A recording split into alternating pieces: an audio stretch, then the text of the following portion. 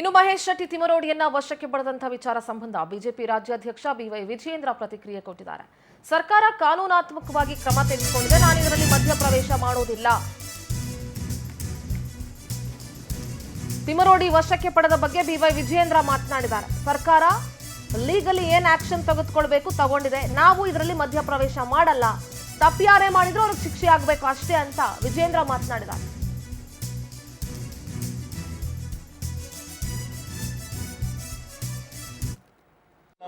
ನೋಡಿ, ಈ ವಿಚಾರದಲ್ಲಿ ರಾಜ್ಯ ಸರ್ಕಾರ ಕಾನೂನಾತ್ಮಕವಾಗಿ ಏನು ತೀರ್ಮಾನ ತೆಗೆದುಕೊಳ್ಬೇಕು ಅವ್ರು ತೆಗೆದುಕೊಂಡಿದ್ದಾರೆ. ನಾವು ಇದರಲ್ಲಿ ಮಧ್ಯಂತರ ಪ್ರವೇಶ ಮಾಡೋದಿಲ್ಲ. ನೋಡಿ, ಈ ವಿಚಾರದಲ್ಲಿ ರಾಜ್ಯ ಸರ್ಕಾರ ಕಾನೂನಾತ್ಮಕವಾಗಿ ಏನು ತೀರ್ಮಾನ ತೆಗೆದುಕೊಳ್ಬೇಕು ಅವ್ರು ತೆಗೆದುಕೊಂಡಿದ್ದಾರೆ. ನಾವು ಇದರಲ್ಲಿ ಮಧ್ಯಂತರ ಪ್ರವೇಶ ಮಾಡೋದಿಲ್ಲ. ನೋಡಿ, ಈ ವಿಚಾರದಲ್ಲಿ